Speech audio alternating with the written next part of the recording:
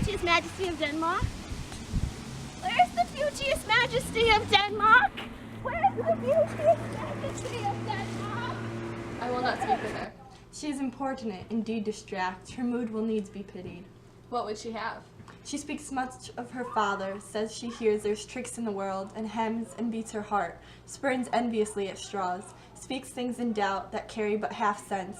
Her speech is nothing, yet the unshaped use of it doth move the hearers to collection. 'Twere good she were spoken with, for she may strew dangerous conjectures in ill-breeding minds. Let her come in. To my sick soul, as sin's true nature is, each toy seems prologue to some great amiss. So full of artless jealousy is guilt, it spills itself in fearing to be spilt. Where's the beauteous majesty of Denmark? How now, Ophelia? How should I your true love know from another one? By his cockle hat and staff and his sandal shoon. Alas, sweet lady, what imports the song? Say you, nay, pray, mark. He is dead and gone, lady, he is dead and gone. At his head a grass green turf, at his heels a stone. Oh, Nay, but Ophelia. pray you, mark. White his shroud as the mountain snow, larded with sweet flowers. Alas, look here, my lord. He wept, the ground did not go. How do you, pretty lady? Well, God dilf you. And they say the owl was a baker's daughter. Lord, we know what we are, but know not what we may be. God be at your table. Conceit upon her father. Pray let's have no words of this, but when they ask you what it means, say you this. Tomorrow is St. Valentine's Day, and on the morning be time. Let in the maid that out the maid never departed more. Pretty Ophelia. Indeed, without an oath, I'll make an end on it. Young men will do it if they come to it, but cock they are to blame. Quoth she, before you tumbled me, you promised me to wed. He answers, so I'd have done it by yonder sun if thou had not come to my... How long has she been like thus? I hope all is well. We must be patient, but I can not help but weep to think they lay him in the cold ground. My brother shall know of this. And so, I thank you for your good counsel. Come, my coach. Good night, sweet ladies. Good night. Good night. Follow Good her night. close, give her good watch. I pray you, oh, this is the poison of deep grief. It springs all from her father's death, and now, behold, O Gertrude, Gertrude, when sorrows come, they come not single spies, but in battalions. First her father slain, next your son gone, and he most violent author of his own just remove. The people, muddied, thick and unwholesome in their thoughts and whispered, our good Polonius' death, and we have done but greenly in hugger-mugger to inter him. Poor Ophelia, divided from herself and her fair judgment, without the which we are pictures or mere beasts. And last, and as much containing as all these, her brother is in secret, come from France, feeds on his wonder, keeps himself in clouds, and wants not buzzers to infect his ear with pestilent speeches of his father's death, where necessity of matter beggared will nothing stick our person to arraign in ear and ear.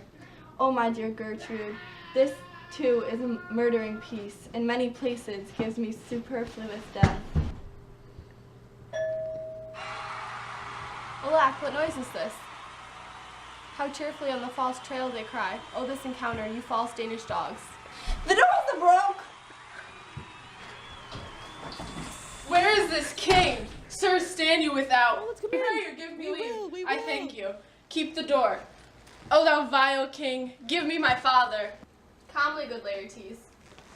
That drop of blood that's calm proclaims me bastard, cries cuckold unto my father, brands the harlot even here between the chaste unsmirched brow of my true mother. What is the cause, Laertes, that thy rebellion looks so giant-like? Let him go, Gertrude. Do not fear our person, there's such divinity doth hedge a king that treason can but peep to what it would. X little of his will. Laertes, why thou art thus incensed? Let him go, Gertrude. Speak, man, speak. Where is my father? Dead. But not by him. How came he dead? I'll not be juggled with. To hell, allegiance, vows, to the blackest devil, conscience and grace, to the profoundest pit, I dare damnation. To this point I stand, that both the worlds I give to negligence, let come what comes, only I'll be revenged most thoroughly for my father. Who shall stay you? My will, not all the world, and for my means I'll husband them so well they shall go far with little. Laertes, if you desire to know the certainty of your dear father, it is written your revenge that sweepstake you will draw both friend and foe, winner and loser. None but his enemies. Will you know them then? To his good friends, thus wide I'll ope my arms, and, like the kind of life-rendering pelican, repass them with my blood. Why now you speak like a good child and a true gentleman, that I am guiltless of your father's death, and am most sensibly in grief for it. It shall, as level to your judgments, appear as day does to the eye. How now, what noise is this? Oh, heat dry up my brains, tears 7 times salt, burn out the sense and virtue of mine eye. By heaven, thy madness shall be paid with weight, till our scale turn the beam. O Rose of May, dear maid, kind sister, sweet Ophelia, O heaven, it's possible a young maid's wit should be as mortal as an old man's life. Nature is fine in love, and where 'tis fine, it sends some precious instance of itself after the thing it loves. Hadst thou thy wits and didst persuade revenge, it could not move thus. You must sing down down, and you call him a down down. Oh, how the will becomes it? It's the master's false steward that stole the master's daughter. This nothing more than matter.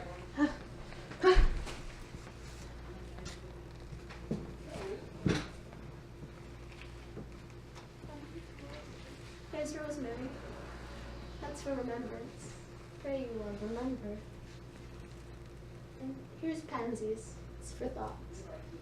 A document in madness, thoughts and remembrance fitted. Here's fennel for you. And then columbines. There's roof for you. And for me. We may call it herba grace or Sundays. You must wear your with a difference. There's a daisy. I would give you some violets, but they withered all when my father died. They said he made a good hand. Thought and afflictions, passion, hell itself, she turns to favor and to prettiness.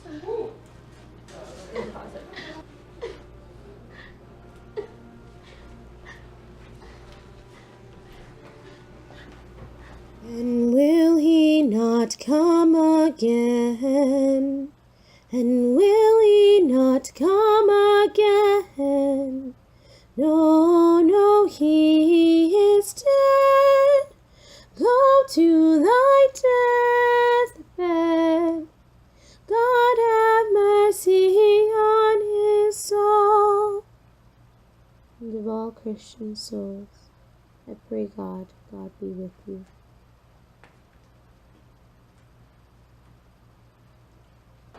Do you see this? Oh God! Laertes, I must commune with your grief, for you deny me right. But go apart, make choice of whom your wisest friends you will, and they shall hear and judge twixt you and me. If by direct or by collateral hand they find us touched, we will our kingdom give, our crown, our life, and all that we call ours, to you in satisfaction. But if not, be you content to lend your patience to us, and we shall jointly labor with your soul to give you your due content. Let this be so.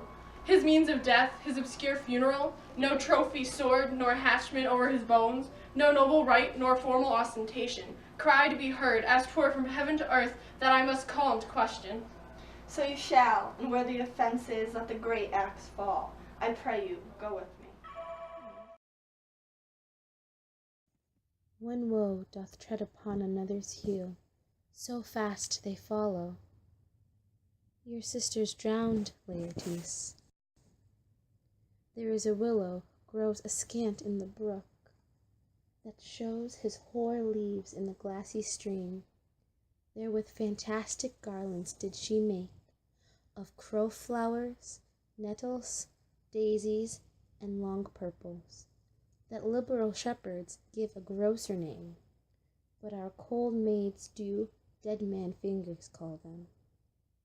There on the pendant boughs of her coronet weeds, clambering to hang, an envious sliver broke, when down her weedy trophies and herself fell in the weeping brook. Her clothes spread wide, and mermaid-like awhile they bore her up, which time she chanted snatchets of old lauds, as one incapable of her own distress, or like a creature native and endued unto that element But long it could not be, till that her garments, heavy with their drink, pulled the poor wretch from her melodious lay to muddy death.